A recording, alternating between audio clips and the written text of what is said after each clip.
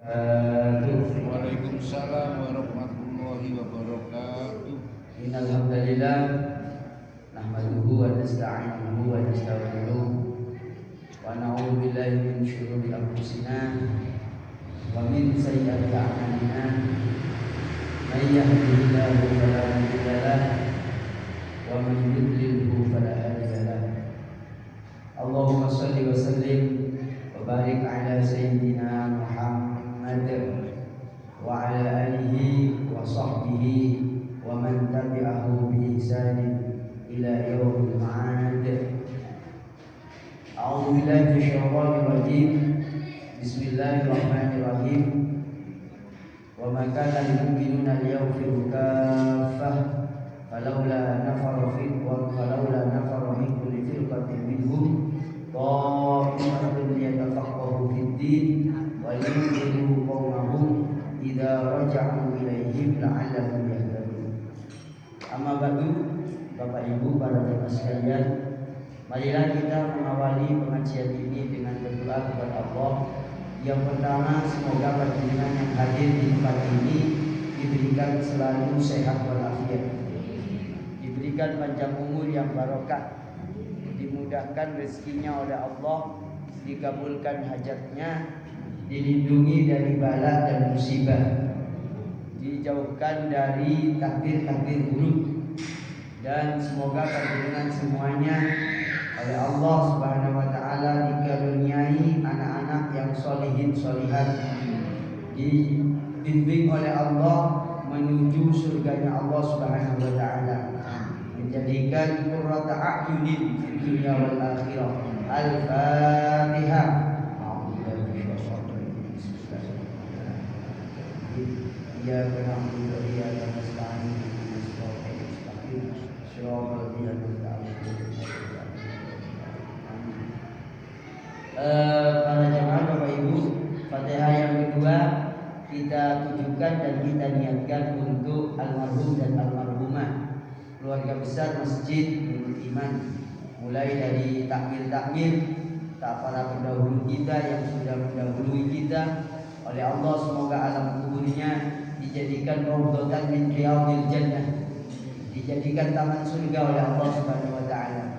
Dan semoga Bapak Ibu yang dimuliakan Allah, keluarga yang sudah wafat, semuanya diampuni semua khilaf-khilafnya, diampuni semua dosa-dosanya, dan semoga semua umat Islam di dunia yang sudah wafat oleh Allah dijadikan alam kuburnya penuh dengan ampunan Allah Subhanahu wa taala. Al-Fatihah.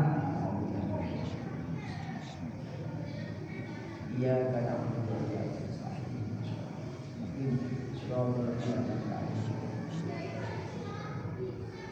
Yang berikutnya Bapak Ibu yang dimuliakan Allah, Fatihah yang terakhir, panjenengan yang khusus yang hadir yang punya hajat, semoga Allah kabulkan hajatnya. Anaknya yang punya hajat, Allah kabulkan hajatnya. Yang belum dapat jodoh, Allah pertemukan jodohnya. Yang belum kerja, Allah berikan pekerjaan yang barokah. Dan yang sakit dari keluarga panjenengan, mari kita Fatihai. Keluarga panjenengan, kerabat panjenengan semuanya di Malang, di luar Malang semuanya oleh Allah Subhanahu wa taala senantiasa diberi rahmat dan nikmat yang barokah. Al-Fatihah.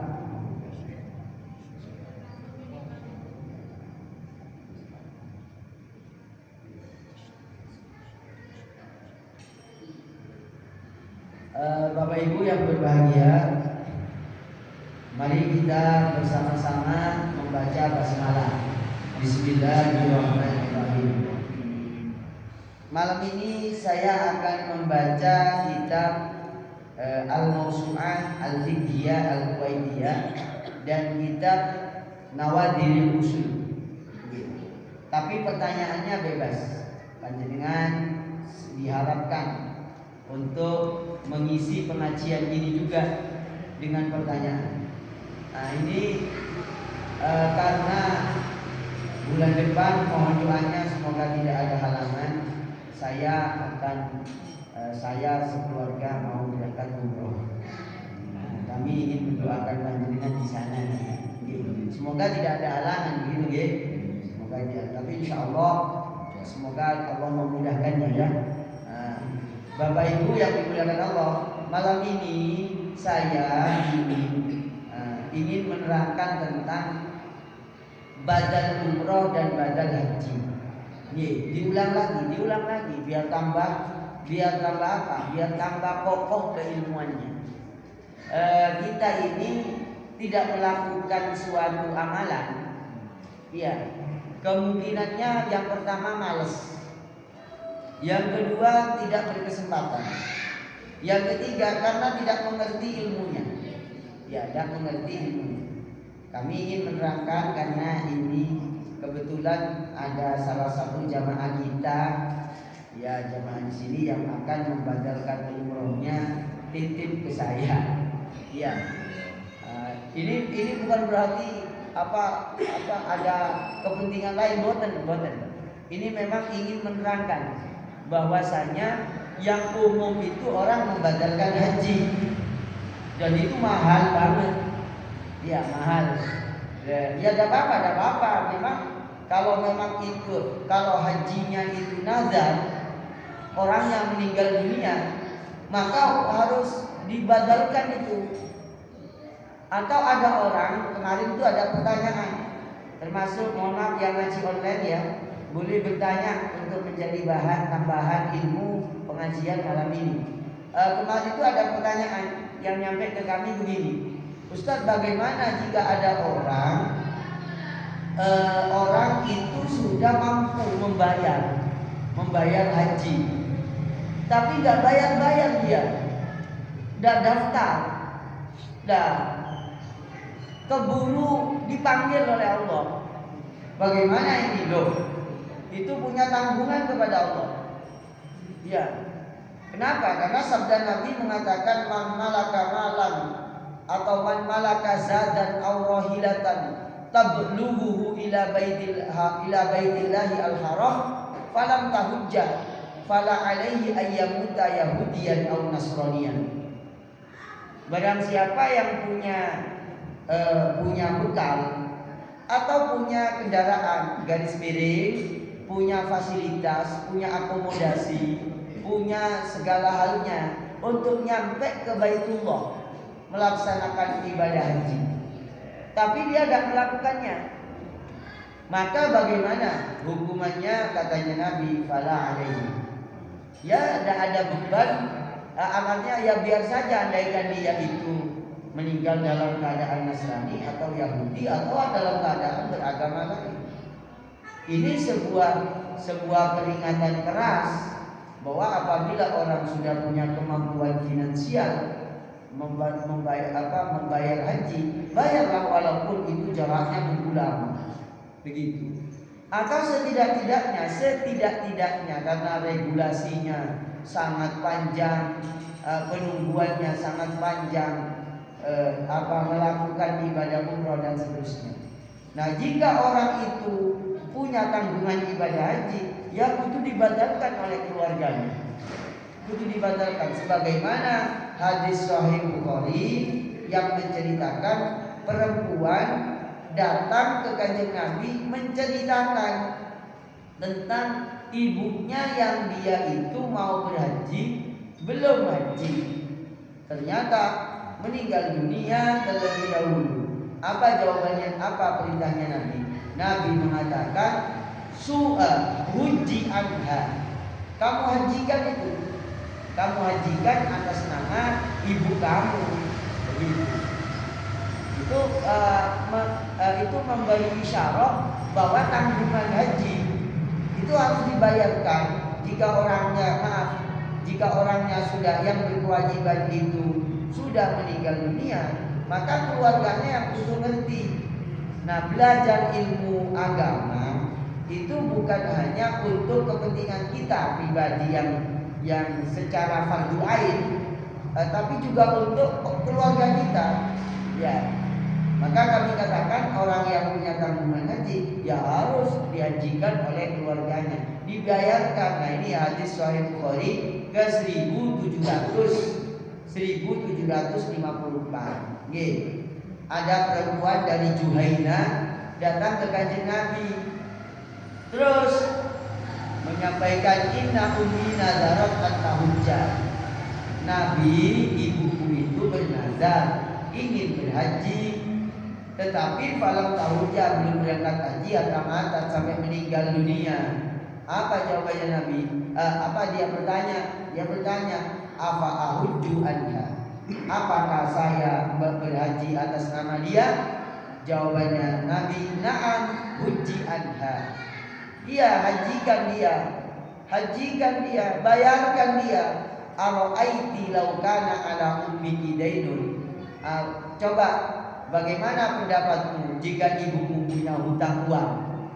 Akunti qadiyatan, apakah kamu akan melunasinya? Nah gitu. Uqdullah, ayo lunasi hutangnya. Fallahu ahaqqu bil wafa. Allah itu lebih berhak untuk dibayarkan tanggungannya kita kepada Allah itu, termasuk tanggungan keluarga. Nah ini yang apa itu namanya kewajiban membatalkan haji. Ini kewajiban ini, kewajiban karena memang nadar. Kalau tidak nadar ya tidak. Ya, kalau tidak nadar tidak. Nah, kalau yang ini tentang orang yang badal umroh, namanya Abu Razin Al-Mubaili yang menceritakan, wahai Rasulullah, bapak saya, inna abi syekhun kabirun. Ya, Kanjeng Nabi, ini bapak saya sudah sangat tua dan sangat tua sekali. Bagaimana Nabi? Apa itu namanya? Dia itu punya kewajiban maaf, dia tidak mampu, la yastati'u al-hajja walal umrata walal dhokna. Ya, Nabi kalau berangkat haji tidak bisa dia, Nabi sudah gak kuat berjalan dan juga tidak bisa umroh dan bisa berjalan. Apa jawabannya Nabi? Hujja'an abika. Hujja'an abika. Hujja'an abika waqtamil, dan umrohkan atas nama bapak. Nah ini hadis yang menjadi landasan bahwa boleh orang itu membadalkan umroh. Ya, yang mau membadalkan umroh itu ya harus berhubungan dengan orang yang mau berangkat umroh. Gitu deh. Nah, yang panjenengan mengersaaken, menghendaki itu. Yang biasa itu kan badal haji. Maksudnya yang rame. Mesti ada orang yang ingin menitipkan badal haji. Ini badal umroh. Hadis sahih riwayat Imam Ibnu Majah, hadis sahih riwayat Imam Ahmad, hadis sahih riwayat Imam Tirmizi, hadis sahih riwayat Imam Al-Bazzar. Ya. Begitu Bapak Ibu yang dimuliakan Allah Subhanahu wa taala. Nah, terkait dengan ibadah ibadah badal umroh ini, apabila dilakukan oleh orang yang sudah melakukan umroh lalu umroh atas nama orang lain, maka umrohnya sah. Ya, umrohnya sah. Maka di dalam bab ini di kitab Nawawi Mausu'ani ini diterangkan, wa qala asy-Syafi'iyyatu tajuzu an-niyabatu anil umrati fi ada'il umrati anil ghairi idza kana mayyitan aw ajizan an ada'iha bi nafsihi. Nah ini jadi yang boleh digantikan itu, boleh dibadalkan itu satu, apabila yang mau digantikan itu orangnya sudah meninggal dunia. Yang kedua, atau tidak mampu melaksanakan dengan dirinya sendiri. Maka faman mata, barang siapa yang meninggal dunia, wa fi dhimmati umratun wajibah, barang siapa yang meninggal dunia lalu dia punya tanggungan umrah wajib, ya, punya tanggungan umrah wajib, maka dia itu wajib apa itu namanya wajib diumrohkan oleh keluarganya yang punya kemampuan. Dalam hal ini ya mungkin anaknya, mungkin keponakannya, mungkin saudaranya. Faman mata wa fi zimmatihi umratul wajibah mustaqirra bi antamakkana ba'da istita'atihi min fi'liha wa lam yu'addiha hatta mata wajaba an tu'addal umrah anhu min tilkatihi. Ya. Apabila ada orang punya tanggungan umrah wajib, ya, dan sudah mampu, sudah tamakun. Tamakun itu mampu, sudah tamakun setelah istitoah, tapi tidak dilakukan sampai meninggal dunia, ya, maka wajib antu addal umratu min tilkatihi, wajib diumrohkan, diambil dari tilkahnya, dari peninggalan, harta peninggalan itu, gitu. Dibayarkan dengan, ya otomatis kan nyuruh orang, iya, dibayarkan dari nyuruh orang, minta tolong orang, atau memakai jasanya orang lain mengumrohkan, lalu dibayar pakai uang tilkah, harta peninggalan. Tapi ya, walau ada ajnabiyun, tapi apabila ada orang yang melakukan umrohnya, ya, walau bila iznin, ya, walaupun tanpa izin, kama anna lahu ayyabdiya dainahu bila iznin. Maaf, saya salah intonasinya. Walau addaha anhu ajnabiyun jaza walau bila iznin. Apabila ada orang diam-diam mengumrohkan atas nama orang yang punya tanggungan itu, atau orang lain tidak punya tanggungan, cuma umroh sunnah misalnya, di atas namakan orang lain, jaza walaupun tanpa izin. Tapi jarang yang tanpa izin itu. Iya, kan capek orang umroh itu. Iya, kecuali kalau tawafnya pakai kursi roda misalnya, ya, pakai mobil, ya, di atas, lalu berikutnya sa'inya juga pakai golf car misalnya, ya nggak capek itu. Tapi kalau jalan sendiri, tawaf sendiri, itu capek. Artinya nggak pakai kendaraan, capek. Nah, jarang itu ada orang yang, kecuali mungkin orang tuanya. Misalnya nih, saya umroh atas nama bapak saya, atas nama bude saya, pak de saya, misalnya. Mungkin itu karena memang anaknya sendiri, ya tentu kepeduliannya tinggi. Ya. Tapi kalau ada orang lain yang tidak punya kekerabatan, otomatis kalau mau melakukan badal umroh, ya otomatis memberikan kompensasi lah, paling tidak hadiah, gitu. Hadiah kepada yang melakukan. Namanya itu, maaf, al-hibah bisawab. Iya. Ya, memberi uang dengan kompensasi lain, gitu. Itu boleh itu dalam fikih, itu boleh, gitu. Wa tajuzu an-niyabatu fi ada'i umratit tatawwu idza kana ajizan an ajal nafsi kama fi niyabah alil mayyit. Ini menurut mayoritas ulama boleh apabila dilakukan atas nama mayit, ya, atau atas nama orang yang memang tidak mampu. Ini menurut mayoritas ulama, khususnya di kalangan Syafi'iyah, Hanafiyah dan Malikiyah, yang mengatakan tidak sah itu dengan perincian. Itu Hanabilah. Kalau menurut ulama Hanabilah, kalau perinciannya itu harus ada izin. Kalau Syafi'iyah walaupun tidak ada izin boleh, begitu. Sampai di sini boleh bertanya tentang ini, tentang tema yang saya baca. Boleh di luar tema yang saya baca, termasuk yang ngaji online dari Jemberana, Bali, dari Tambun, Jakarta. Semuanya yang ngaji online yang punya pertanyaan boleh diketik untuk dijawab. Oke? Nah, ini yang online. Untuk yang TikTok saya nggak bisa jawab karena saya nggak bisa main TikTok, cuma bisa siaran. Ya. Yang berikutnya ibu-ibu yang punya pertanyaan. Putin ikut ngaji apa tuh? Ada. Alhamdulillah. Monggo, apa pertanyaan Ibu Tin?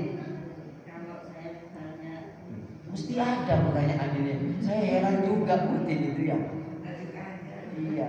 Monggo, apa Putin pertanyaannya? saya misalnya umroh 1 bulan, Umroh 1 bulan. apakah setiap hari itu saya boleh umroh? Oh, boleh Bu. Pokok kuat mawon jenengan. Iya. Sehari umroh 7 kali nggak masalah. Nggak masalah Bu. Nggak masalah. Itu sah-sah saja. Dan boleh itu dilakukan. Dan kalau panjenengan misalnya umroh bersama Ustadz Abdul Wahid, ya 5 bulan, nggak 1 bulan, ya 5 bulan. Kok panjenengan umroh seharinya itu sampai 7 kali, keren itu, berarti jenengan Superman itu, kuat, gitu. Iya, apa? Superwoman, iya, Superwoman, iya, oke. Sah Bu, sah gak apa-apa. Ada yang sehari 2 kali kok. Yang kuat tapi ya, yang kuat. Ya, tapi orang-orang yang kuat itu langka ya. Ya. Boleh Bu, sah. Nggih. Napa malih Bu? Jadi Pak Ustadz, Nggih, monggo. yang dikatakan 7 kali Pak Ustadz, itu mana yang wajib, mana yang sunnah? Oh gitu nggih ya. Oke. Yang wajib itu adalah orang yang pertama kali umroh. Itu yang wajib. Yang kedua itu sudah tidak wajib. Jenengan umroh berapa kali sudah? 7 kali. Oh ya udah, yang pertama itu yang wajib. Dulu waktu haji kan sudah umroh juga kan? Ya. Iya ya sudah, itu yang wajib. Berarti yang berikutnya lainnya sunnah. Begitu. Nah, begitu. Bukan wajib tiap tahun, bukan.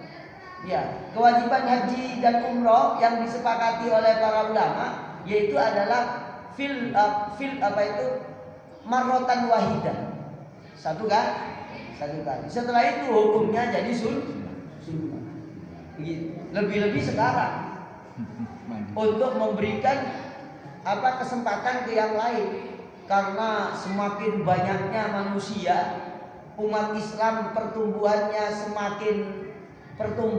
manusia semakin, umat Islam khususnya juga meningkat. Karena apa? Yang ikut KB semakin sedikit. Iya, sementara uangnya umat Islam semakin banyak, akhirnya berangkat umroh semakin berjubel-jubel. Apalagi ini Desember dan Januari itu, waduh, itu crowded banget. Iya. Yang kedua Pak Ustadz. Yang kedua ya, monggo. Siapkan pertanyaan baru Butin ya. Ini. Tadi kalau umroh kan setiap saat. Sebentar bergantian nih. Monggo, Ada baik. yang titik badal, oke kita laksanakan. Nggih. Nah sekarang kalau haji kan waktunya sekali. Nggih. Nah kita berangkat haji. Nggih. Bagaimana niatnya kalau kita niat untuk diri sendiri haji sama membadalkan, boleh nggak? Begini, kalau niat membadalin itu yang didahulukan panjenengan niat badal. Dan panjenengan tidak tidak terkurangi pahalanya panjenengan yang membadalin itu. Tanpa diniatkan panjenengan sudah dapat pahala haji. Oh, panjenengan yang melakoni. Begitu. Tidak terkurangi karena Nabi mengatakan huji anha. Ini hadisnya. Ini nih. Ini huji anha. Huji hajiyo sapa sira wadon anha dadi gantine ibuke. Jadi yang panjenengan niatkan itu saya niat badal secara automatically, secara otomatis panjenengan sudah dapat pahala haji, walaupun panjenengan nggak niat haji, begitu, nggak usah khawatir. Ya jadi amalan ibadah itu kalau dihadiahkan, diniatkan untuk orang lain, sama sekali nggak berkurang. Beda dengan panjenengan di ATM-nya ada uang 250 juta. Lalu ditransfer ke saya 150 juta, itu berkurang. Biar nggak berkurang, langsung diniati sedekah dan hadiah sedekah untuk masjidnya Ustadz ini 150 juta. Nah, di ATM berkurang, tapi hakikatnya tidak berkurang. Begitu. Sama dengan panjenengan beramal, saya haji niat badal untuk atas nama bla bla bla bla bla bla, maka panjenengan tidak perlu niat saya niat haji sendiri dan niat badal, nggak perlu sudah. Iya, sudah takut panjenengan secara otomatis. Itulah rahmat Allah. Iya, rahmat yang begitu luas untuk umatnya yang beragama dan mau menjalankan ibadah sesuai syariatnya Nabi yang dibawa oleh Nabi. Gitu, gitu. Sambung. Tapi kan untuk membatalkan itu dia harus haji dulu. Harus haji dulu. Ngapunten, haji dulu itu apabila orangnya sudah pernah haji, sudah gugur kewajibannya Pak Bambang. Hajinya kan sudah, dia kan sudah haji. Kalau sudah haji, iya. Iya, sudah haji maksudnya. Pertama kali dia haji. Kalau pertama kali nggak boleh badalin. Iya. Kalau orang yang belum pernah haji tidak boleh membadalin haji. Orang yang belum pernah umroh tidak boleh membadalin umroh. Harus pernah umroh dulu. Nggih. Contoh Pak Faruk ini. Alhamdulillah Pak Faruk datang ini. Jadi Pak Faruk mau membadalkan umroh ke saya. Karena insya Allah tanggal 27 Desember saya berangkat. Membadalkan untuk siapa? Untuk Pak Faruk, untuk Bu Faruk, untuk mbahnya, untuk kakeknya, untuk bapaknya, untuk neneknya. Semua dibadalin. Boleh, boleh. Saya melakukan. Otomatis saya berkali-kali di situ umroh. Pertama atas nama Pak Faruk. Berapa biayanya Ustaz? Nah, itu lewat WA. Jangan di sini, ya. Iya, karena travelnya itu punya aturan, ya. Punya aturan, ya. Ya, akan semuanya punya nomor WA saya. Iya, apalagi Bapak. Enggak ngapunten ini benar saya ini. Oke. Begitu Bapak. Kalau belum haji enggak boleh batalin. Dan belum umroh enggak boleh batalin. Tadi keterangan itu saya tangkap. Iya. Haji kemudian dia apa ini sekaligus modal. Oh, boten. Yang dimaksudkan membadalkan itu orangnya sudah gugur kewajiban haji dan umroh. Monggo, apalagi Butin? Ya ada apa-apa agak lain sekalipun juga gak apa-apa. Kalau misalnya saya untuk sholat qadha, itu saya pakai sama Imam Syafi'i. Gimana? Kalau untuk sholat qadha, saya pakai mazhab Imam Syafi'i. Ya gimana itu maksudnya? Saya pakai Abu Hanifah. Kira-kira bagaimana Ustaz? Alhamdulillah. Ini pertanyaan kelas berat ini. Ini pertanyaannya orang sekolah S4. Itu namanya talfek, Bu. Talfek dalam agama itu boleh. Yang penting tidak tatabu'ur rukhos. Misalnya begini. Ibu Tin itu wudu cara mazhab Syafi'i. Lalu batalnya ikut mazhab Imam Malik. Boleh. Kalau memang situasinya mendesak dan ibu membutuhkan hal tersebut. Contoh, saya umroh tanggal 27 berangkat itu. Saya sudah niat saya mau bermazhab Imam Malik. Kenapa kok begitu? Karena nanti ketika umroh sulit untuk menghindari persentuhan dengan lawan jenis, khususnya dengan istri saya. Begitu. Kalau dengan orang lain mungkin masih bisa dikendalikan ya. Karena mungkin yang jamaah laki-laki dapat menghindari jamaah perempuan mungkin sangat mungkin masih ada kemungkinan ya.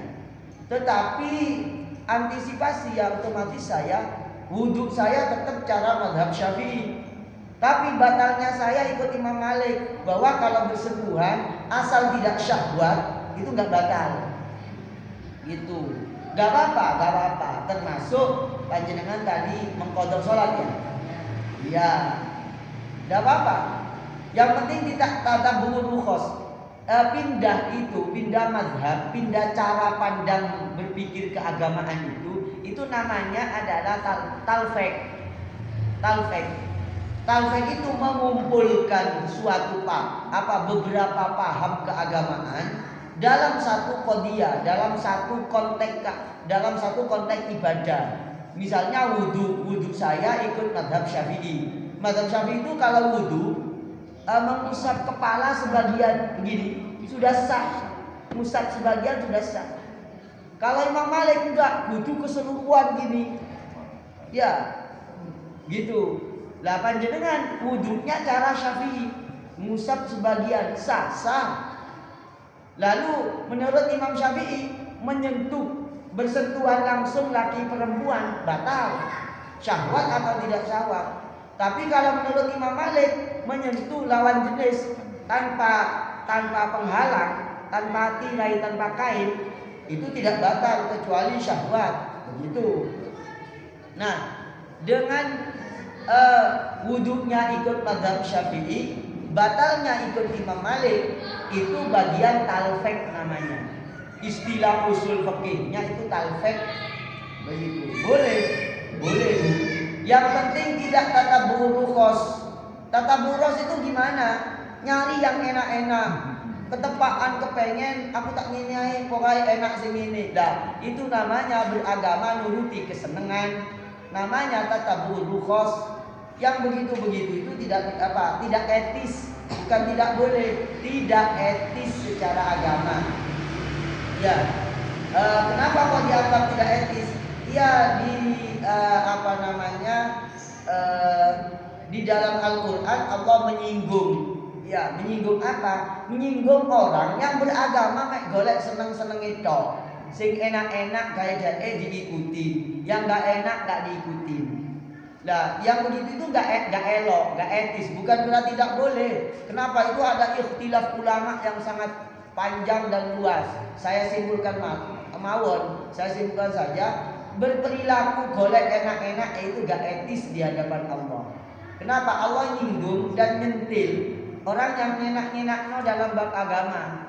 Afara'aita man ittakhadha ilahahu hawa wa adallahu Allahu ala ilmin wa khatama ala sam'ih wa qalbih wa ja'ala ala basarihi syawah faman yahdi min ba'dillah afala tadhakkarun. Maka pernahkah kamu melihat orang yang menjadikan nafsu kesenangannya sebagai Tuhannya dan Allah membiarkannya berdasarkan ilmu Allah, dan Allah telah mengunci mata pendengaran dan mata hatinya dan meletakkan penutup di atas penglihatannya. Nah, itu begitu. Kalau keadaan memang membutuhkan, tidak apa-apa Budin melakukan talfek. Begitu, Ge? Paham, Budin? Nah, ini ada pertanyaan online dulu, Ge.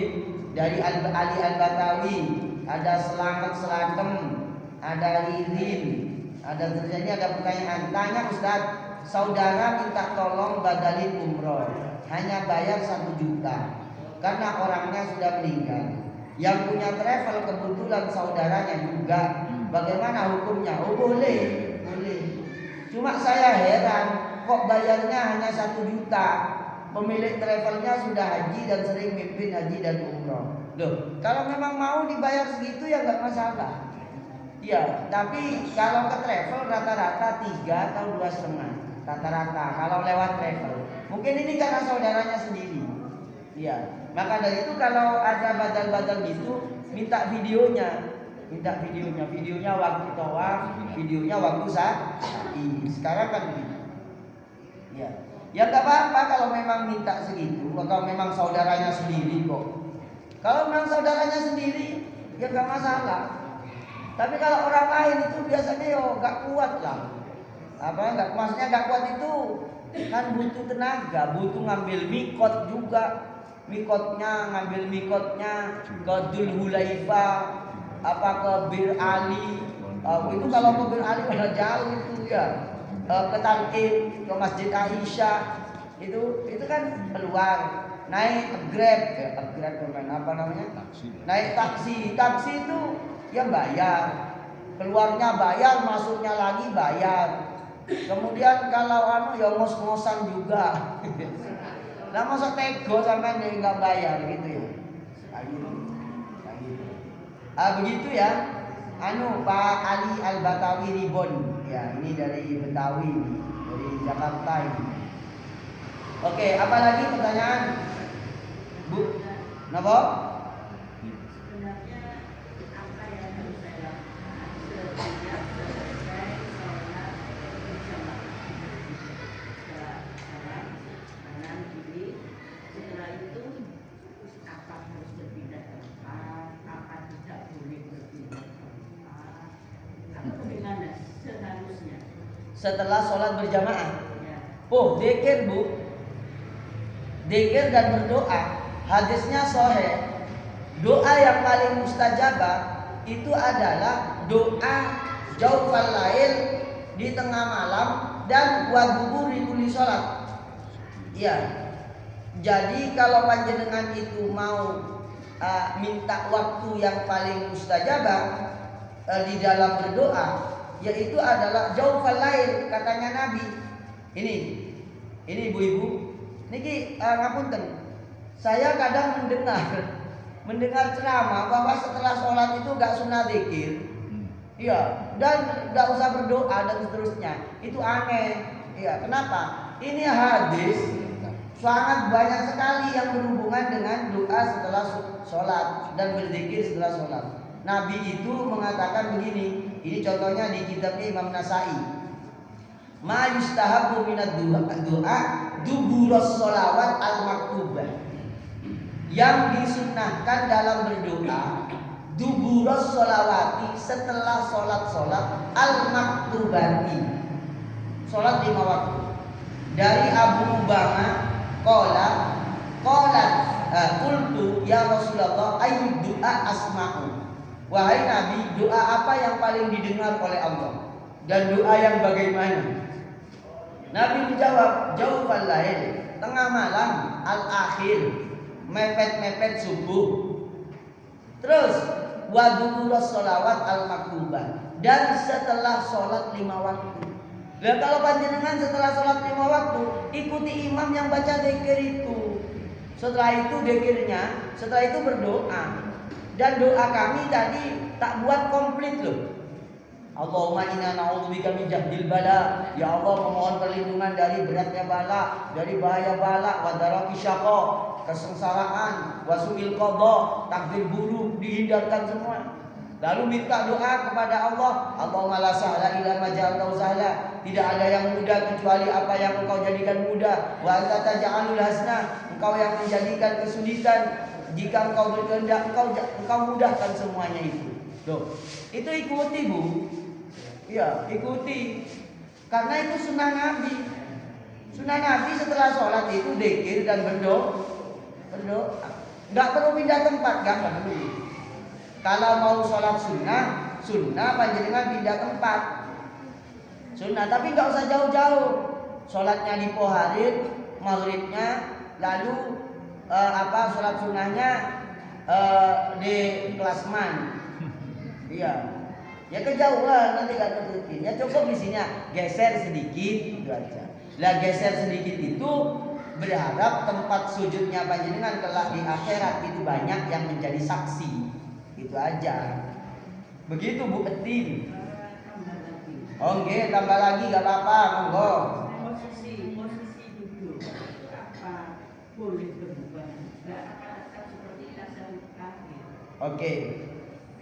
Monggo yang jamaah online yang mau bertanya, ini ada pertanyaan dari Joni Nusuloho. Doakan saya Ustadz agar bisa umroh. Ini dia ngaji nggih Pak Joni. Iya, siap. Alhamdulillah Ustadz ada bukti sertifikat juga. Oke, ya udah alhamdulillah. Baik, pertanyaan duduk itu apakah seperti tahiyat awal seperti tahiyat akhir gitu ah? Posisi duduknya bebas. Kalau sudah selesai sholat itu duduknya panjenengan bebas. Duduk yang paling bagus itu ya duduk seperti tahiyat akhir. Itu duduk cara duduk yang bagus. Tapi kalau panjenengan kakinya sakit tidak bisa seperti itu terus, ya boleh bersila, boleh sembujung kalau memang lagi kram atau lagi sakit dan seterusnya, boleh. Yang penting minta izin kanan kiri pamit, Mbak, ngapunten saya tak sembuju. Nah, enggak apa. Iya, berdua. Cuma doa yang duduk yang paling bagus, duduk seperti tahiyat akhir, itu duduk yang bagus itu. Iya, kenapa? Itu orang duduk yang seperti tahiyat akhir itu, maka punten, itu kelihatan beda banget dengan yang bersila. Bersila gak apa-apa. Gitu Bu. Iya. Bahkan kalau panjenengan gak kuat duduk sambil rebahan gak masalah. Tapi kalau di masjid kan banyak orang. Mungkin panjenengan membeli kursi yang dilipat plus jadi sajadah itu enak, jadi agak rebahan sedikit. Bisa disetting tempat duduknya. Kayak di Masjid Nabawi dan di Mekah itu, di Masjidil Haram tempat duduknya kan ada kan gitu. Mbak beli itu harganya 200 sama berapa itu. Nah, begitu dah apa-apa dah Pak. Begitu nggih? Ustaz. Penanya baru nggih, monggo. Ini lanjutannya Ustaz. Lanjutannya gimana? Posisi jempol, ibu jari, kaki kanan. Nggih. Apakah wajib lurus menghadap kiblat? Nggih. Miring. Oke. Saya beri yang ideal nggih. Saya tunjukkan yang ideal. Jempol kaki itu dibuat begini, ngadep ke kiblat. Iya. Jempol kaki itu, kaki kita itu berdiri begini. Jempolnya menghadap ke kiblat dan jari-jarinya. Itu bagi yang masih mampu. Nggih. Kalau ada orang ternyata nggak bisa kakinya menekuk seperti tahiyat, ngapunten, boleh lihat saya ya. Boleh lihat saya ibu-ibu. Ini kalau di fikih itu kayak gini. Di kitab fikih. Kedap ini yang ngaji online biar juga melihat ini. Jadi kalau di kitab fikih itu diterangkan kayak gini. Ngapunten, lihat kaki saya. Lihat kaki saya gitu. Ngapunten lihat. Jadi kakinya itu jari-jarinya yang 5 dihadapkan ke kiblat. Lalu gini. Nah, ini enggak berubah kayak gini. Semuanya ngadep ke kiblat kayak gini. Tapi begini adalah orang-orang yang masih sehat, yang masih muda, yang masih kuat seperti saya. Iya. Yang seperti yang lain, yang tidak seperti saya, itu kadang nggak kuat kayak begini, sakit. Apalagi kakinya kena asam aurat. Iya. Nah, nggak apa-apa sambil miring begini. Kan ada yang begini. Nggak apa-apa kalau memang nggak kuat. Kalau masih kuat diginikan. Ngapunten, gini. Iya. Kakinya ngadap ke depan. Begitu Bu. Oke, penanya baru tadi siapa? Ayo, ulang 5 menit. Penanya baru tadi siapa? Saya. Nggih, monggo Bu. Nggih. Iya. Terus kalau kita misalnya merasa kurang mantap, terus kita harus assalamualaikum itu terus ulangi lagi boleh? Kurang mantep karena apa? Karena imamnya itu cepat banget gitu loh Pak. Oh gitu ya. Ngulang sholat yang dianjurkan adalah jika sholat yang kedua itu lebih bagus dan lebih banyak pahalanya. Kalau panjenengan tadi itu sholat berjamaah, pahalanya sudah dapat 27. Lalu kok mengulang sendirian, itu berarti turun ke grade yang lebih rendah. Kecuali imamnya itu bacaannya salah semua. Lalu panjenengan ngulang sholatnya sendirian, itu tidak apa-apa. Kalau panjenengan berjamaah di sini, imamnya kecepatan, lalu merasa kurang nyaman, karena bacaan panjenengan mungkin tadi banyak yang salib. Padahal panjenengan kalau bacaannya agak nutut kedahuluan imam, panjenengan sudah kecatat membaca seperti imam. Ya, kalau panjenengan masih kurang esrek lagi, maka panjenengan kalau mau ngulangnya cari jamaah lagi, biar tidak turun ke grade yang lebih rendah. Begitu. Yang dianjurkan begitu Bu ya. Tapi boleh apa enggak ngulang? Ya boleh-boleh saja. Berarti panjenengan punya 2 catatan di Lauhil Mahfuz. Catatannya panjenengan ada yang sholat sendirian dan ada yang sholat berjamaah pada saat itu. Begitu nggih? Kita mau tanya sholat jamaah di masjid. Ini Mas Lika tanya, Ustaz mau tanya, kalau sholat jamaah di masjid terlambat, bolehkah masuk masjid berniat iktikaf? Oh iya, boleh. Memang setiap masuk masjid niatnya sunnah iktikaf. Walaupun bukan Ramadan. Begitu Ibu yang tanya, jelas jadi boleh mengulang, tetapi kaidahnya di dalam agama ini mengulang sholat itu dianjurkan apabila sholat yang pertama itu ada sedikit kurang sempurna atau ada cacat, ya, yang panjenengan tahu cacatnya sendiri, ya, atau sholat yang pertama itu lebih tinggi derajatnya daripada sholat yang kedua. Contoh, ibu-ibu tadi sholat tidak berjamaah, lalu mendengar ada orang sholat berjamaah, maka ibu sholatnya dianjurkan dan diperintahkan mengulang, karena ada pahala yang lebih besar. Kalau pahalanya tidak lebih besar, apakah boleh? Ya tetap boleh, tapi itu terhitung lebih kecil. Tidak apa-apa, berarti dirapel jadi 2. Akhirnya juga jadinya besar. Begitu. Itu secara fikih begitu. Jelas guys? Alhamdulillahirabbil alamin. Ya, semoga Bapak Ibu senantiasa diberi istiqomah, diberikan kabul hajat semuanya, di anak cucunya barokah dunia akhirat, dimudahkan semuanya urusannya, hajatnya, diberi semangat taat ibadah istiqomah, dan semoga kita semuanya ditakdir husnul khotimah. Allahumma rzuqna ya Allah syahadatan fi sabilika waj'al mautana fil buq'ah al mubarakah. Al-Fatihah.